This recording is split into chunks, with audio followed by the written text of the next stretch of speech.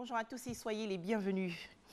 La naissance du Christ est célébrée aujourd'hui, mercredi 25 décembre 2019, par les fidèles chrétiens du monde entier. Des messes et prières ont été dites dans les églises chrétiennes. En Côte d'Ivoire, la première dame Dominique Ouattara était aux côtés des fidèles catholiques d'Assini Mafia dans la région sud du pays.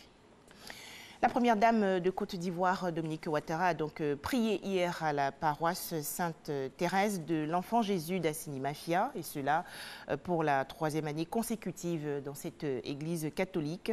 C'est une messe de Noël pour célébrer la naissance du Christ et exhorter la communauté chrétienne au pardon et au partage. La messe de Noël 2019 également célébrée dans toutes les églises à l'intérieur du pays. À Korogo, dans la région nord, les fidèles catholiques de la cathédrale Saint-Jean-Baptiste ont accueilli l'enfant Jésus dans l'allégresse. Ami Sissoko.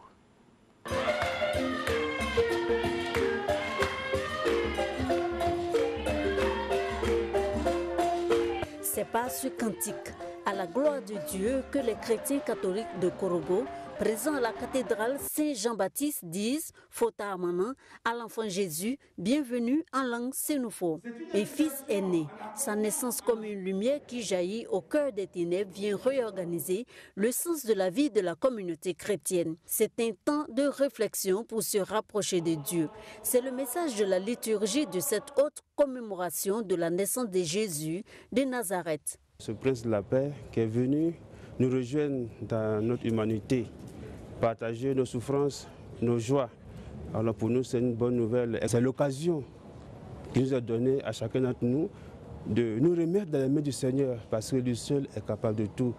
D'ailleurs, nous disons à Dieu, rien n'est impossible. Le père Charles Diarasouba a aussi rappelé que ce fils né en cette nuit est le détenteur de la promesse de la paix. C'est pourquoi il exhorte les fidèles à l'humilité et à la culture de la paix. Nous savons que nous arrivons incessamment en 2020, qui est une année électorale. Donc on ne peut que souhaiter que cette paix avec laquelle le Christ est venu, que cette paix puisse réjaillir dans le cœur de tout un chacun, de tout un Ivoirien, afin que tout se passe comme nous le souhaitons. Et j'espère que l'enfant Jésus qui naît cette nuit, sa grâce va toucher tous les Ivoiriens afin qu'on comprenne que les élections, ce jeu politique doit être pour le bien-être de tout le monde. Et le bien-être de tout le monde passe bien sûr par l'entente, passe par la convivialité. Noël, qui est un moment d'échange, d'amour fraternel, est la deuxième fête la plus importante du calendrier liturgique chrétien après Pâques. Je vous l'annonçais, la première dame de Côte d'Ivoire, Dominique Ouattara, a prié hier à la paroisse Sainte-Thérèse de l'Enfant Jésus d'Assini Mafia, et cela pour la troisième année consécutive dans cette église catholique. Nous écoutons la première dame, Dominique Ouattara. Nous venons d'assister à une très belle messe à la paroisse d'Assini, comme je le fais chaque année, et je voulais vous dire que je souhaite à tous les Ivoiriens et les Ivoiriennes et aux personnes qui vivent dans notre pays une belle nuit de Noël et également de belles fêtes de fin d'année. Et surtout que la paix soit avec nous et également des fêtes pleines de joie et de bonheur. Hors de chez nous, la célébration de la Noël 2019 à la basilique Saint-Pierre de Rome en Italie.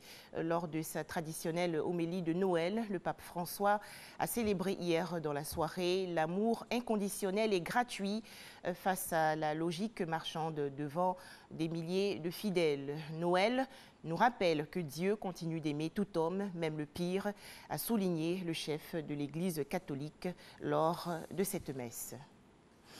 Fête de fin d'année 2019 meurtrière au Burkina Faso. 35 civils, dont 31 femmes, ont été tués hier dans une attaque djihadiste à Arbinda, dans le nord du pays.